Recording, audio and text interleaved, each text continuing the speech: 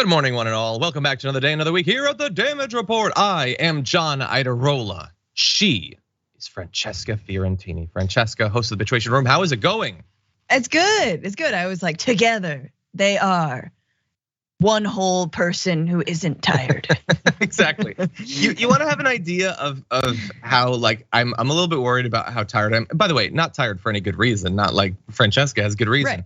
Right. Yeah, I didn't sync my AirPods or whatever. Like, this is totally behind the scenes. And I don't think it matters. Like, I don't think it causes audio problems, but we're gonna find out together. My mind is tapioca pudding. But anyway, thank you for being here, Francesca. Glad to have you here.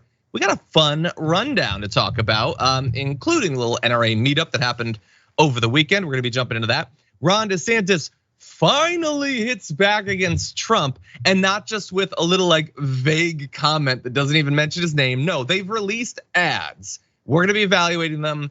Is he ready for the fight against Donald Trump? We do have some tragedy that we'll be talking about, but also Lindsey Graham versus Marjorie Greene.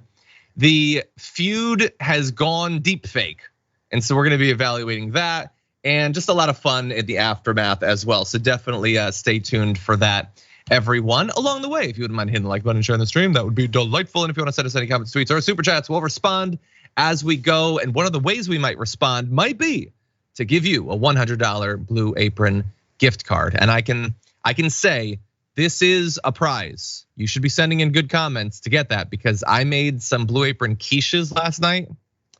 They were delicious. That's all I'm gonna say about that. They were delicious. Anyway, with all that said, Francesca, are you ready to start this thing? Yes, it's not a rundown. It's a fun down, except for that one sad story. Yeah, it's less fun there. Also the abortion thing. But a lot of fun too. It's mostly fun. It's mostly a fun down. Anyway, okay, so. Basically, look, every weekend we're not on, a lot of nonsense can happen. In this case, you had the NRA meeting up, and one and all, they've provided us an ample supply of Monday menaces.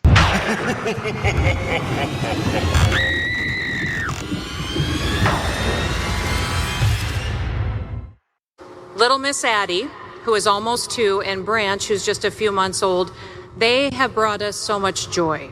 They brought us purpose. Now Addie, who, soon will need them, I want to reassure you, she already has a shotgun and she already has a rifle. And she's got a little pony named Sparkles too, so the girl is set up. Jesus Christ. Yeah, she's got the gun and she's got something to accidentally shoot soon. Bye-bye Sparkles. But anyway, that was Kristi Noem trying to reassure the NRA crowd that she's their sort of person by assuring them that her 1- and 2-year-olds who, can they walk? Can they speak? I don't think so. Do have shotguns and rifles. So if you're worried about propaganda, that's all stuff about like Rosa Parks. It's totally natural, Francesca, to give a 1-year-old who can't hold a gun a shotgun and a rifle. How fun. Nothing scary about that. As a mom, American flag emoji, have to say that after every time I say mom. You think about like what you want to surround your child with, like, all right, do I want my child surrounded by, lots of screen time and, cars and traffic and the unavoidable things? And no, my mind is always like, oh, I want to go, out in nature, books, plants, kitty cats, dog, all the cute things, guns. Hey, how about a shotgun, baby? Welcome to the world, defend yourself. I mean, honestly, like it's what a terrible way to view life. I guess I'm more sad, frightened, of course, disgusted, yeah, normal, but just sad that's the family that these kids are growing up in, is a family to be very, very afraid of everything around you. And also you might shoot your brother. Oops. Yeah, you might dome your pony like that. Again, and all of this is so like if you are ever, dear viewer, called like somebody points out that you're like virtue signaling or whatever, the hell out of here with that. Everything that you just saw is, I mean, I'm not gonna call it a virtue, but it's at least vice signaling. It is desperately trying to get a group of the most self-selectedly radical people to believe that you have the purest possible position. Yeah. And I know that they're performing because I've seen how you can be hit in that venue if you don't perform to their specifications. Mike Pence went up there. Mike Pence, who would be happy to replace most kids with rifles, and they booed him because he's not good enough on these topics. No, it's all nonsense. And to have her there as a part of a political movement that would have you believe that a rainbow flag is too dangerous to be seen by a child. To have a child be told that, hey, maybe we should treat people with empathy and respect, even if they're different from us, that is too dangerous, but they should be handling firearms when they're little kids. That's the most natural thing in the world. No, look, there are plenty of people who have guns, who use guns, who might have views on guns even that are different than mine, but that are infinitely more reasonable than these utter whack jobs that you saw in that video and you will see in future ones. Yeah, I have a lot to say about the NRA, but this is the people who still go to NRA meetings and the NRA convention, yes, are the fringest of the fringe.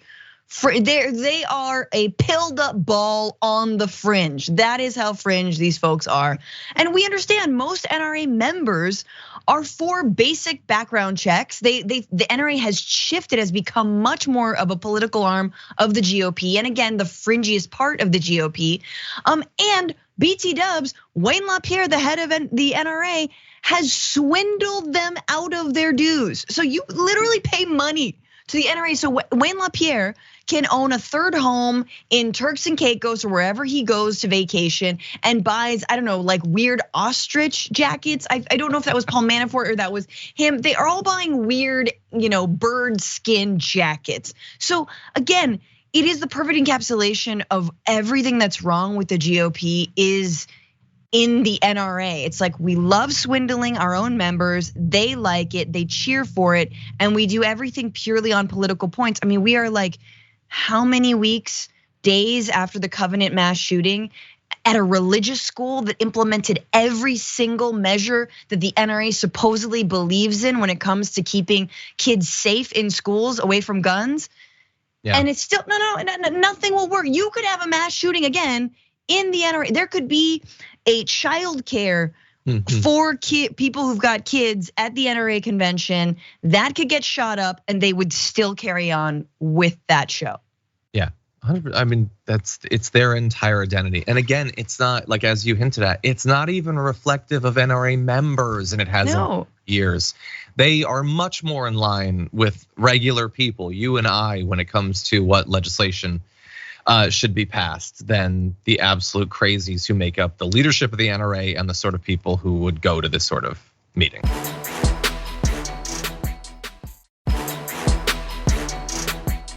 Our country has been chock full of guns for centuries, and there was no talk of massacres of school children until around the year 2000. That's when it really started. They started talking about it. This is not a gun problem. This is a mental health problem. This is a social problem. This is a cultural problem. This is a spiritual problem. Convene an independent outside panel to investigate whether transgender hormone treatments and ideology increase the risk of extreme depression, aggression, and even violence. I think most of us already know the answer, don't we? Furthermore, we have to look at whether common psychiatric drugs, as well as genetically engineered cannabis and other narcotics, are causing psychotic breaks. A lot of problems. We're having problems that we've never seen before, and people sort of think they understand why.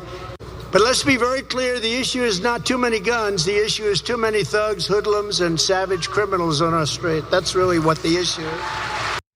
Oh, good. Oh, I thought he was gonna get through that whole thing without racism.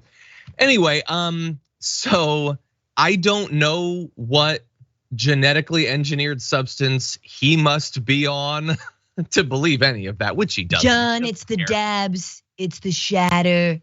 Very potent, very strong. Once I did a dab And I swear I drank 150 Diet Cokes. I also call that a Wednesday.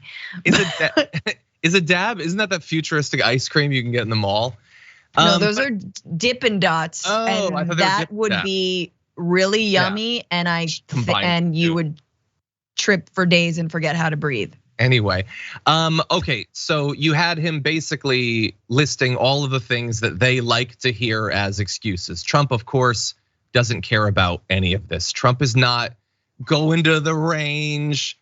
Trump doesn't read like guns and ammo. Trump doesn't care about literally any of this. Like if you're a conservative, you're watching this, you know that that's true. This guy's not obsessing over the new Remington or whatever. He doesn't give a damn about any of this. He thinks you're all gun-toting weirdos. So maybe him and I have something in common too. Anyway, but it's a spiritual problem. Okay, this is a guy who's definitely an atheist. There's no way that he would elevate any being above himself in his ideology. And then of course he turns to the trans issue. So we're gonna convene a panel to scapegoat trans people. And we already know, by the way, that it does it. It definitely does it. Because there was, after all, that one shooting, out of the hundreds and hundreds and hundreds and hundreds of mass shootings, there was that one thing. There will be no panels to investigate what it is about being cisgendered that makes so many people massacre people around them. But just for this one, and Francesca, the final thing before I throw to you, I absolutely love when they'll be like, there's a mental health crisis. So presumably America has more mental health issues than other countries, which of course we know isn't true. Mental health issues are a human thing. They're found in all cultures. But let's assume that it was true. At the same time, they demonize all of the treatments for it. Like, they do not believe that literally anyone in any case should ever go to therapy or anything like that, let alone any pharmaceutical aid to treating mental health problems. So the problem is the scapegoat and the solutions are the problem.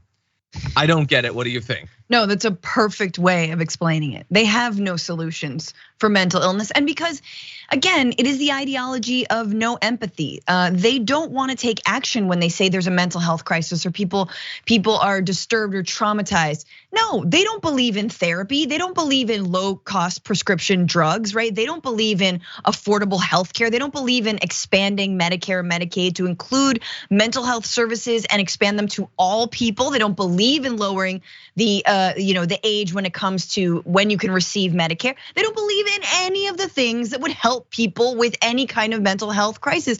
They just believe in pushing the little Nazi button that says, oh, throw you down the chute, goodbye. You know what I'm saying? This is like, oh, and you're done. Survival of the meest. Like that's all it is. I like that. That's pretty good. We have a little bit more. This is Trump's plan to combat gun violence. Buckle up.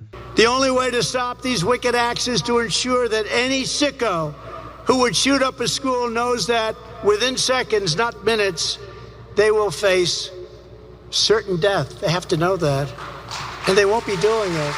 I will also create a new tax credit to reimburse any teacher for the full cost of a concealed carry firearm and training from highly qualified experts. Who's better? Who's better?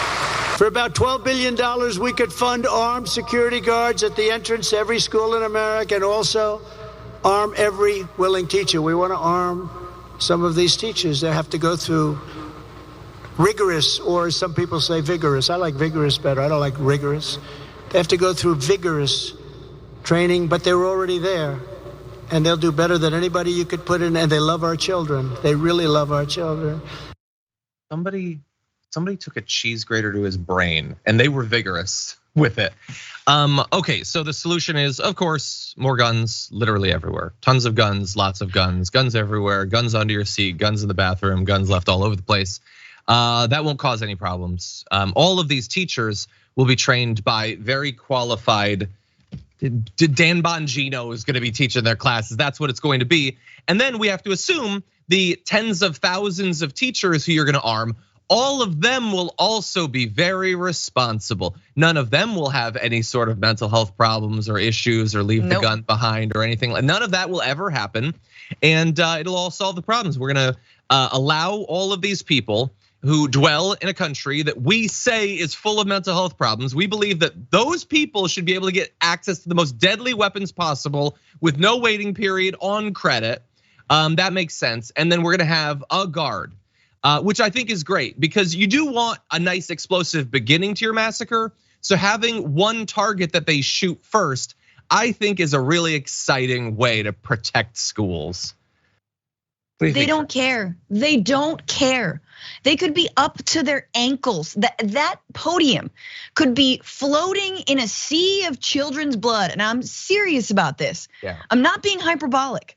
There could be people dead in that very convention hall and they would keep going. Trump would say everything he's saying, just the same. This is a death cult. We've known this for a long time, and it is all also a way to undermine schools and teachers anyway, right? These are people who are also fighting for a fair wage, fighting for better contracts, right? But you know, places like Florida where they're just cutting out the middleman instead of hiring more teachers, training people, offering better compensation. No, they're just going right to the dudes who have all the guns and have all the PTSD, vets and former police officers. Yay! Are we gonna treat their mental illness and help them? No.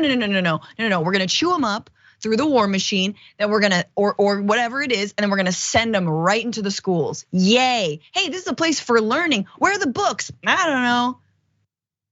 Honestly, they've been hollowed out and they're filled with pistols now. No. I mean, it is not hyperbole to say, what is the difference between this and like basic training? Pretty soon, elementary schools in Florida are just gonna be like basic training. Suddenly, yeah. Oh, I'm sorry, we changed and this used to say, Tampa Bay Elementary. Now it's just JROTC. Like now. Yeah, I wanna make a prediction based on that because I like what you're saying. I think it makes sense. Right now, they're saying arm the teachers, which of course is always at odds with the other idea that they spread, which is that teachers are totally irresponsible. Parents should have a hostile, combative relationship with parents. You can't trust them; they're ideologues. Right. They will eventually say, "We're gonna have like a select few conservative students that have access to some sort of armory or something." I think they're gonna look because they have JROTC at some of these things. Of course, they have their wooden guns or whatever. Just give them access to an AR-15. Every school is gonna have like a locker of 5 AR-15s, and whichever kids are part of the Young Republicans of America club, give them access to it or whatever. I hope that that's a bad prediction, but only time will tell. Now that said, I wanted to balance this out at least a little bit. And that said, when you're trying to find someone on the right who's reasonable in comparison to them, sometimes desperate times call for desperate measures. Here's Nancy Mace. Republicans can no longer be silent on this issue. And it's not about the Second Amendment. There are plenty of things that we can be doing besides offering prayers and silence. Some sort of Amber Alert, for example, to let the community know there's been a shooting. Strengthening our background checks is something that the vast majority of Americans support. Every time there's a mass shooting, and they're increasing every year, every week, we don't say anything, want to bury our heads in the sand and hope that it goes away. But guess what? It's not going away. And I see it, I'm in a very purple district, even though I'm in South Carolina. It is an issue that continues to be a problem for Republicans. And we've not learned anything from the midterm elections if we're gonna sit here on our hands silently, not offering any type of solution to reduce gun violence in our country. And it's not about gun control. So look, I guess mild credit to her, also acknowledging that she seems to be stressing this seemingly mainly for the political consequences that Republicans like her in purple districts will face. But sure, let's say that she marginally cares more about the mountain of dead kids than the people talking at the NRA. That seems pretty clear. Who wouldn't? The calculation that has been made by the Republican Party, mostly Republicans who are in districts that are not purple, they've been gerrymandered to be incredibly safe, where the only elections you ever need to worry about are primary elections, have gambled that they can ignore literally any number of massacres. It doesn't matter how devastating they are. It doesn't matter if we have full audio of the kids being blown apart. If we eventually have full video of it, that'll eventually be the scandal of the day. We're gonna have cameras in the school and we're gonna have to see it happening. That can happen over and over and over. Churches, schools, airports, bars, Walmart, whatever. Everything can be shot up. And they have decided that we ignored hundreds. Clearly people don't care, or they don't care enough to take us out of power. That seems like the calculation that they've made. Absolutely, right. First of all, it is politically unpopular, and she's saying she knows that she's in a purple district, and I think a lot of Republicans agree with her, but they can't. It's not politically correct, for lack of a better term, within their party to even say that. They'll get hammered, by all sides, and they'll just, tack right as they always do. No one. And Democrats have their own version of this, but Republicans have no spine and are not. They're not actually brave enough to stand up to their own party on this issue and go with the majority of Americans, just like on everything else. And they also are going where the money is, man. The NRA could give her like a few pens. You know what I'm saying? A hat, $500. You look at some of these amounts that the NRA has given some of these candidates, and you're like, really? That's how much it takes for you to stay silent about the mass murder of children? Amazing. Yeah, look, I think this is why I've stressed this sometimes when we get into these sorts of debates on the main show, that I don't think that the money is meaningless, but I think it means much less than it used to. I think that the NRA was buying politicians before. I don't think that that's the principal reason that the politicians who stay attached to them are. I think it's primary concerns, it's ideological concerns, it's perceptions of purity. It's all of that. That's why you can buy them for $15,000 or whatever. Yeah, I mean, it's the way that you can't. Right. It's the untouchable issue, and on the left. I mean, for Democrats, it's like you can't do any kind of criminal justice reform that is common sense, that it is wildly popular, that will save lives, that will help people. You always tack right. Or immigration reform. Everyone just tack right until, in our militarized society, children are they're the sacrificial lambs for all of our inability to reform anything. Well, we need to take our first break, but when we come back, Ron DeSantis has finally woken up. He's not woke, don't worry, but he's woken up to the primary that he's sort of in, and he'll respond after this.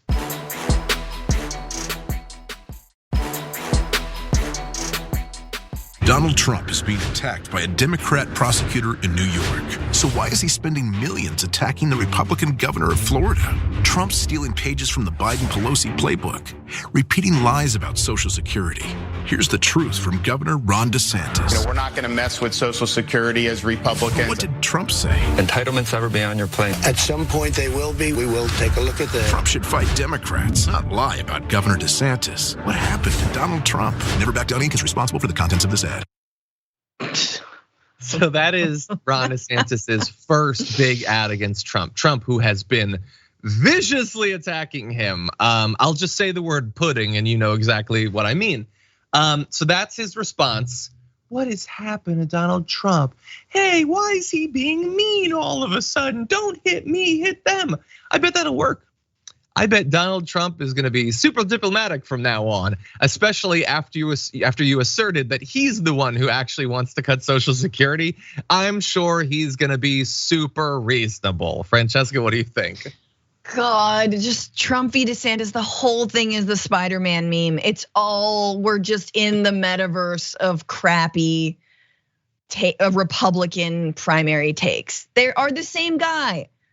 You were hanging out with underage teens. You want to cut Social Security. You want to cut like the whole thing. That's all we're in. But look, I'm gonna say it. If I'm giving marks here, I'm giving that like a 5.5. Whereas Pudding Fingers is up like 8.5, 9 maybe for that attack ad against DeSantis. Yeah. This was just like an ad. Like imagine spending that much money to just say no. It is basically no. You did. We're gonna turn to the other ad in a second, but first I do want to like fact check a little bit. So when he pointed out the Trump saying we're gonna take a look at it, Trump did say that. In our fact check last week, we pointed out that Trump was like hiding his own history on alluding to the possibility of these cuts. But the part that I find the funniest is when he's like, "Let's set the record straight. Here's Ron DeSantis. We're not gonna do anything about Social Security." Did you see what was on the screen? The date was March 2023. Yeah, now you're saying it like 2 weeks ago. But as Trump correctly pointed out, for years you were supportive of these cuts. So you can't jump in at the last minute and be like, don't mishear me. I would never do that. He recorded himself like right before the ad and put it in sepia and was like, I will do nothing to Social Security. Yeah. Oh God, this is such a good ad, everybody. Give me some pudding. How about that March Madness? It is March right now. It is March. So I'm not super impressed by that one. Why don't we jump into his second ad? Trump promised NRA members he'd have their back. But when Second Amendment rights came under attack, Trump abandoned us and stood with liberal Democrats. You guys, half of you are so afraid of the NRA. We have to fight them every once in a while. That's okay. Some of you people are petrified of the NRA. You can't be petrified. They have great power over you people. They have less power over me. I don't need it. What do I need? That is why I have called for red flag laws. Or like take the firearms first and then go to court. I like taking the guns early. Take the guns first, go through due process. He and I introduced another assault weapons bill. Diane, you have some very good ideas. Diane, if you could add what you have also, and I think you can, into the bill. Yeah, Joe, are you ready? Can you do that? Joe, can you do that? Pat, can you add? If you help. Well, no, I'll help, but can you add what Amy and what Diane have? Can we add them in? We're talking about rules and regulations for purchasing. We're talking about changing an age from 18 to 21. I mean, I say that it should all be at 21. We do strong background checks. We're getting rid of the bump stocks.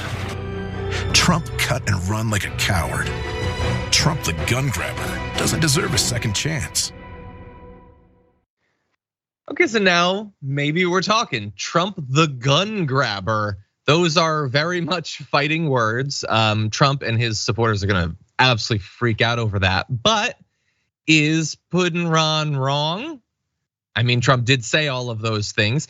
The funny thing is, Francesca, that I don't know how much I trust what Trump is saying there, but he does seem, as we pointed out, he doesn't care about guns. He's not interested in it. He does seem much more accepting of these very reasonable minimal limits, like literally raising the age from 18 to 21 for assault rifles. There's no argument to be made that 18-year-olds have some sort of constitutional right to buy an assault rifle. Getting rid of the bump stocks that had literally just been used in mass shootings. That sort of ad makes Trump look more reasonable for the general election. But for a Republican primary, I think a lot of Republicans might not know how much he's said on this topic. This could be maybe a more effective line of attack for Desantis. What do you think? It's hard for me to watch that and put myself in the shoes of a Republican who would go to an NRA convention, because I just see that and I think, yeah, this is like the small silver linings about Trump, which is he doesn't give an F. Like sometimes he'll just say stuff. He just off the dome, he'll say some stuff that you're not supposed to say as a Republican, right? And so here was one of those examples. And I remember, John, what was the mass shooting that this was in the wake of? The bump stock? I believe that the bump stocks were used in Mandalay Bay, if I remember correctly. Well, yeah, but he wasn't in office in Mandalay Bay, was he? Was it actually? I don't. Exactly. So the point is that he had to come to the table to talk about this. There you have Dianne Feinstein, who's like, putting a sentence together so tight. This was clearly a while ago, but like I remember this very, very, very clearly, and I thought it was kind of a bold move, and it was a little bit of a flex on the NRA, which didn't get what they paid for because there was a lot of dark money that they funneled right to Donald Trump in 2016. But like, I am curious because for me, I think that makes him look good. Like, I know what you're saying that there's a separation between the general and the primary. I don't know. Given what we know about how popular basic background checks are, given how popular, like nothing that he said there is radical, right? Mm-hmm. Bump stocks, background checks. This won't necessarily prevent mass shootings, but it will be a start for sure. The mass shootings, it'll stop ideally. Well, it'll stop some of the youngest people from going, and maybe they'll still do a shooting. Maybe the 18-year-old will go get a pistol, but they won't have an AR-15. So that'll be something. By the way, Mandalay Bay was 2017, so he was, I guess, president. And this was in the wake of that. Then God, it feels like It was so long ago. How many mass shootings? We've had so many mass shootings since that. Hundreds and hundreds and hundreds, unfortunately. I think it makes him look good, actually. I don't think it's doing what Ron DeSantis, thinks it's doing, but also that's, again, through my eyes, which is the eyes of someone who wants to live. Yeah, well, it's also like he needs to do something like this. He needs to come up with like Trump the gun grabber, but like he has to do that. At the same time, Trump has always been better than any other Republican at like sort of shaking off the fact that he used to be like explicitly pro-abortion, like absolutely that nobody cares about that. Like all of these positions that he's taken, it just doesn't seem to matter that he took them. But it's your only chance. Maybe it's a Hail Mary, but if that's all you've got, then I guess he has to try. We'll see. Anyway, those are two different ways that he's trying to target Trump on Social Security, basically saying, why is he hitting me when he should be hitting the Democrats, which is just like such a sad Jeb Bushy type of way to defend yourself. The Republican primary elected doesn't care that he's hitting you rather than Biden. They want him to hit people. But the gun one maybe will have an effect. We'll see. Okay, with that said, why don't we jump to a very different topic? Judge Matthew Kaczmarek, you can see him over there, known recently for attempting to eliminate medication abortion effectively across America, in its most common form at least. Back when he was in the process of getting his position, he had a few things he didn't want anyone to know about. And it's important that you know about some of the stuff that he was involved in writing way back then. In early 2017, he submitted an article to a Texas Law Review criticizing Obama-era protections for transgender people and those seeking abortions, which is bad enough, but get a load at the way that he described this, saying the Obama administration, the draft article argued, had discounted religious physicians who, quote, cannot use their scalpels to make female what God created male, Jesus and Christ. Quote, cannot use their pens to prescribe or dispense abortifacient drugs designed to kill unborn children. So the second part is obviously bad enough, but am I a crazy atheist or whatever when I say that if you ever write down in an official article cannot use their scalpels to make female what God created male, you can't be a judge because you are not a legal entity anymore. You're not a person who could write that and mean it and think that they're saying something doesn't give a damn about precedent, what the Supreme Court has said about something. They believe that they have a unique ability to interpret the will of that which created the universe and then write about it as if they're a preacher or something, not a judge to be. Now, as bad as that is, we're gonna get into why it's even worse, but first, based off just what he wrote, what do you think? I think, why the hell is it our job to bring this stuff up after the fact, John? I mean, the senators and they all knew.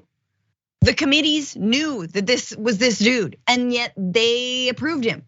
I guess I'm like, what is the judge confirmation anyway, right? Here we're potentially seeing, Dianne Feinstein is going to try to be replaced by Chuck Schumer, and Republicans are gonna try and block it every step of the way because they know how to be a pimple on the ass of progress, right? When can we be a pimple? When can the Democrats, I'm sorry, I don't know why when can Democrats do anything? And they knew that this was gonna happen. Of course, just like, remember the whole narrative like, I can't believe that, Neil Gorsuch and Brett Kavanaugh and Justice Amy Coney Barrett would vote to overturn Dobbs when they explicitly said, like, oh, I'm sorry, were you born yesterday? Like, you guys, we've known this. So last thing I'll say, Kaczmarek is not suited to sit on a jury. Like on any basic jury, doesn't even have to be a real crime. As soon as he says, with which thou doth created the female body, like, nope, and thank you, sir, you're done. You can go sit over there. Please don't take another cup of free coffee. Like that's the level of psycho this dude is. Yeah, look, I mean, you can almost just read it entirely off of his face, but once you read that sentence, no. He's a creepy dude who wants to control people's bodies. That's it. He's interpreting scripture. He's used and grafting it onto the Constitution. I'm thinking that's a no. For me, it certainly is. But unfortunately, during the approval process for him to become a judge, the nomination process, it couldn't be because while all of that is bad, and he probably in this time would have gotten the position anyway, we couldn't evaluate him based on that because he hid the fact that he'd been involved in that. So apparently, a few months after the piece arrived, an editor at the Law Journal who'd been working with Kaczmarek received an unusual email citing, quote, reasons I may discuss at a later date. Kaczmarek, who had originally been listed as the article's sole author, said he would be removing his name and replacing it with those of two colleagues at his legal group, First Liberty Institute. Yes, he's very big on people's liberty, by the way. When he requested the authorship switch, the editor familiar with the event said they raised the issue with Aaron Reitz, the Law Review's editor-in-chief. The lower-ranking editor asked why Kaczmarek was making the request.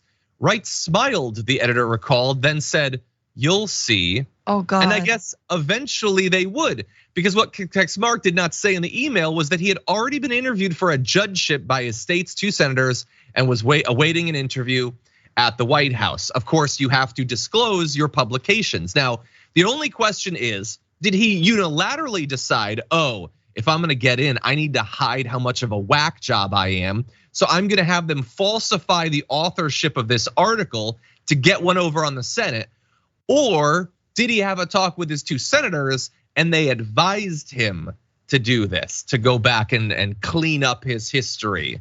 I don't know. I don't know if there's gonna be an investigation and we look into it, but it's obviously this is attempting to defraud the Senate and make it impossible for them to do their job to take a look at these judges and decide whether they should have the position. I mean, yeah, I think that yes. And as you briefly mentioned, we knew all this stuff about Amy Coney Barrett, and she got confirmed to the highest court in the land. So, yeah, okay. Just like, well, that was the old me. The new me is like, I'm still Carrie's mom, but in the modern era. Like, okay, cool, tight. I'm just like, I'm not the possessed little girl from The Exorcist, but I'm like a little, I'm couth now. I can keep it together. My head spins halfway around. My head spins halfway. Here's the thing. I'm just calling on like, if you are involved with if you're religious, if you're involved with your religious institution, whatever that may be, but especially if you're Christian, I think it's time to stand up. For sure, for reproductive rights. And I'm for so long, I feel like, we've been used to seeing the Christian right as, a tool for basically Christian nationalism and fascism. But I don't think, obviously, we know that is not the totality of the Christian community in this country, and that there are many churches that believe in reproductive rights. And I think they need to stand the F up and get their boys, get their people, get these people, and actually organize truly. Because as we've seen, this is a death sentence for half the population. This is a death sentence for people who can get pregnant, right? This is a death sentence for people who want kids and for people who don't want kids. So I'm just waiting for like the actual moral party or moral people in this country to do something. Yeah. Do something. We're waiting. Yeah. Is this your God? Are you gonna let people represent your God like this or not? Yeah. It would bother me if I was a part of one of these groups, but apparently a lot of people are okay with it. Okay, with that said, we need to take our second break, but don't worry, we got a lot more news, so don't go anywhere.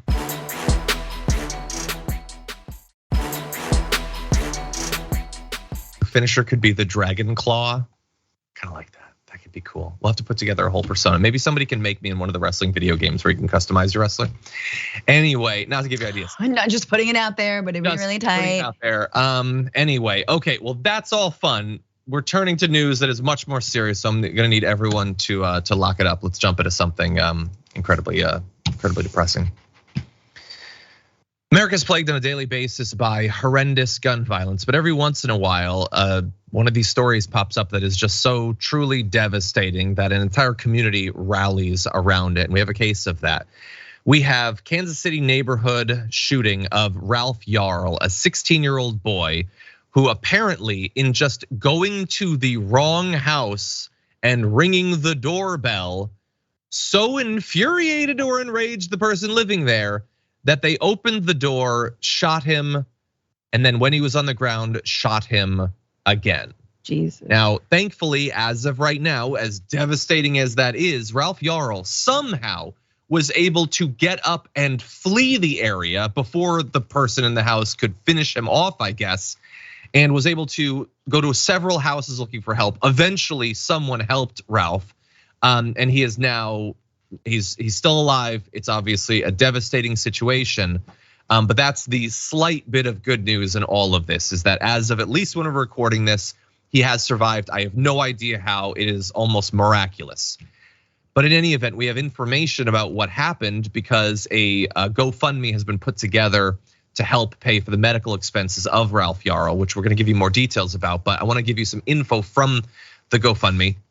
It says, he, Yarl, pulled into the driveway and rang the doorbell. The man in the home opened the door, looked my nephew in the eye and shot him in the head. My nephew fell to the ground and the man shot him again. He was then able to get up and run to the neighbor's house looking for help.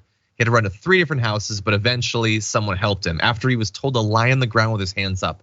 He was the victim of a shooting and was still being treated as if he was doing something suspicious. He was taken to the hospital, at least as of yesterday, was in stable condition.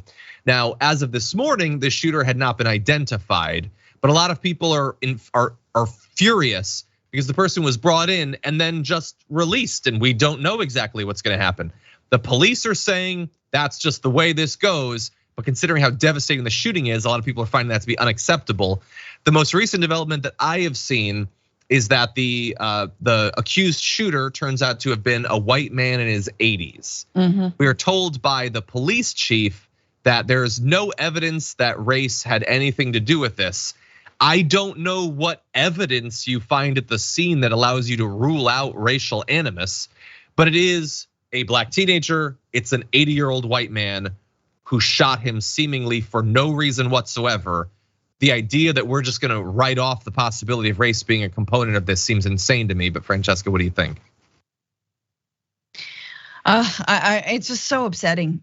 There are no words anymore, and there have been multiple instances like this. But the fact it's not only that he got shot unprovoked twice, but that it took three different homes that he had to knock on other people's doors to then eventually get help.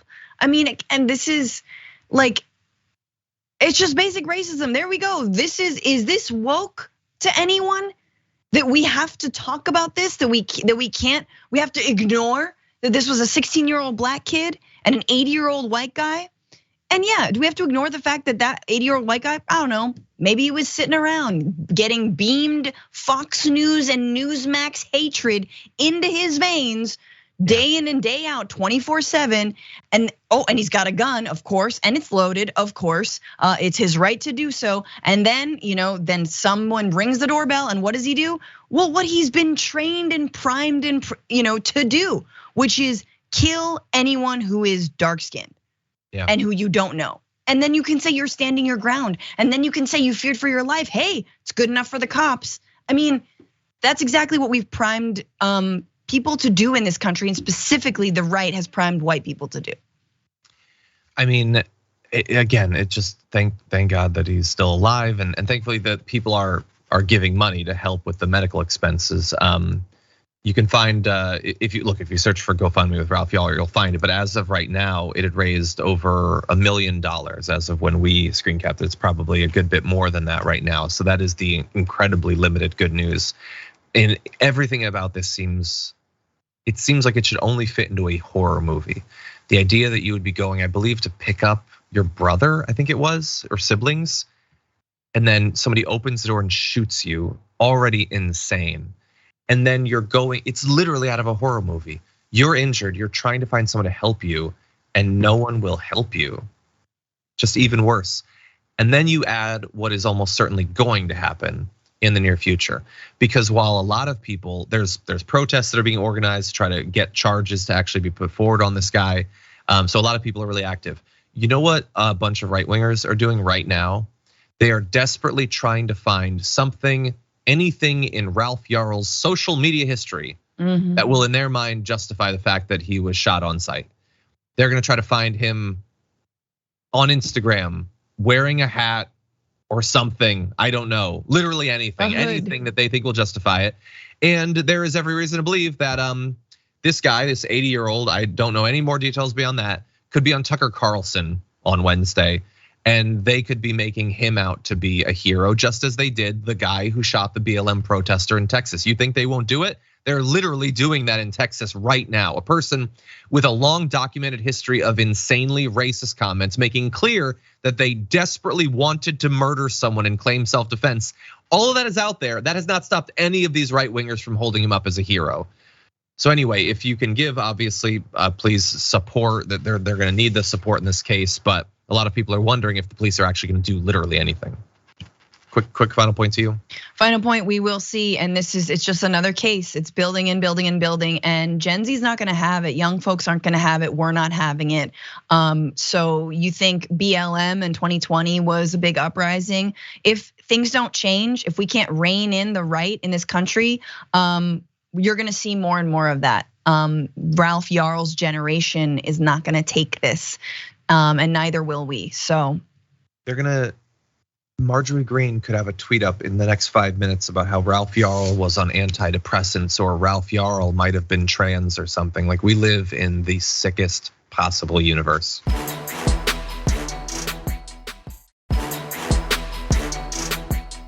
Okay, with that said, let's turn to something also incredibly weird, but thankfully a little bit lighter because it's a let them fight moment. We do need to get that going, actually. Representative Marjorie Taylor Greene often uses her Twitter account to attack people on the left or just Democrats. In this case, she's attacking Lindsey Graham with just a photo. This is a whole post. This is on her official congressional Twitter account.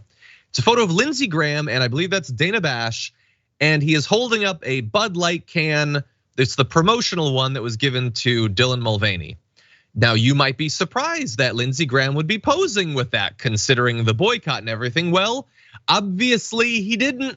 It's photoshopped. This is the actual photo. It was just a beer.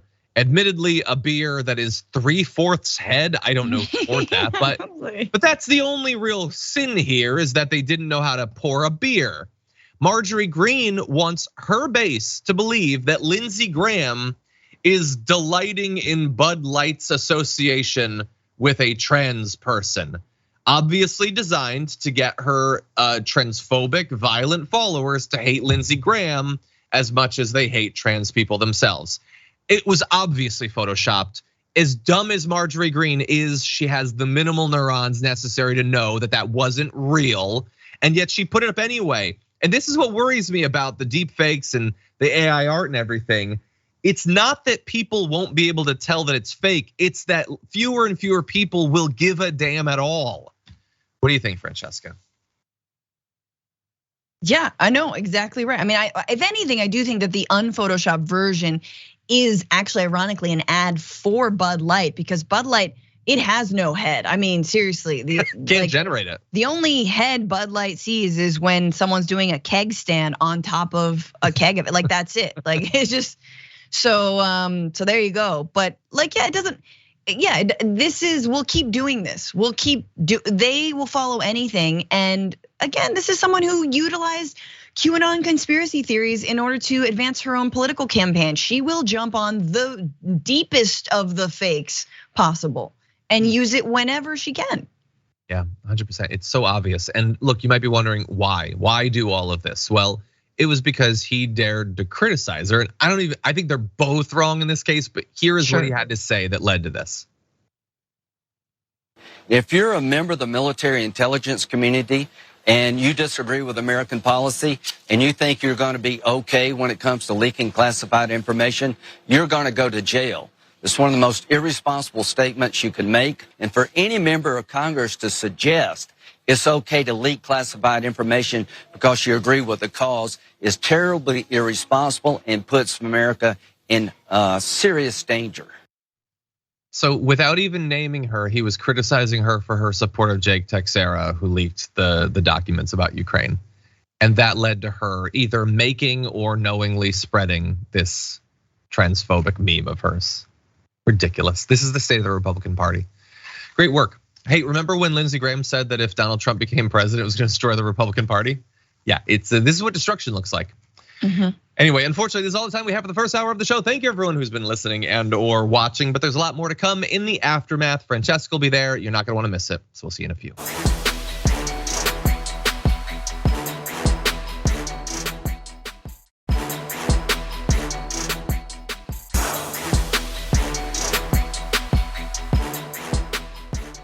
Thanks for listening to the full episode of The Damage Report. Support our work, listen ad-free, access members-only bonus content, and more by subscribing to Apple Podcasts at apple.co/TYT. I'm your host, John Iadarola. I'll see you soon.